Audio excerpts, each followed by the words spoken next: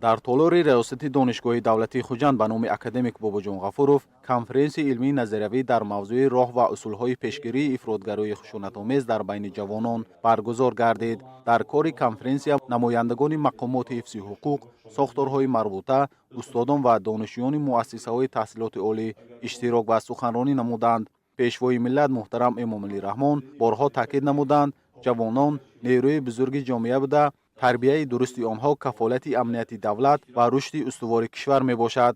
инчунин баланд бардоштани сатҳи маърифати ҳуқуқӣ, сиёсӣ ва шаҳрвандии ҷавонон, таҳкими ҳисси ватандӯстӣ ва масъулияти иҷтимоӣ яке аз самтҳои афзалиятноки сиёсати давлатӣ ба шумор меравад.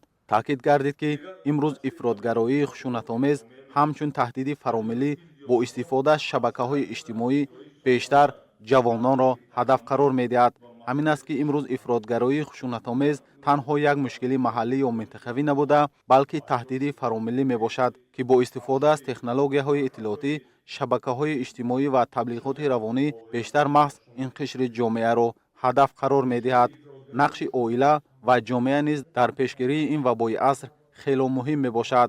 муҳити солими оилавӣ, муоширати дуруст байни волидон ва фарзандон, таваҷҷӯҳ ба мушкилоти равонӣ ва иҷтимоии ҷавонон метавонад омилҳои хавфро коҳиш диҳад.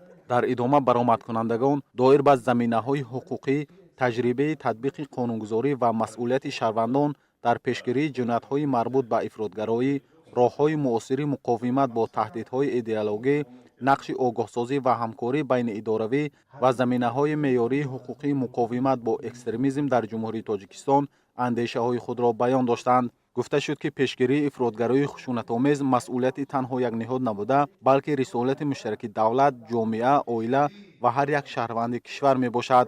бо муттаҳид намудани кӯшишҳо, такя ба илм, қонун ва арзишҳои миллӣ, мо метавонем ҷомеаи амн, устувор ва ҷавонсолори созандаро бунёд намоем. дар охир миёни иштирокчиён ва намояндагони мақомоти ҳифзи ҳуқуқ саволу ҷавоб сурат гирифта, пешниҳод ва андешаҳои судманд дар ин бора ироа гардид.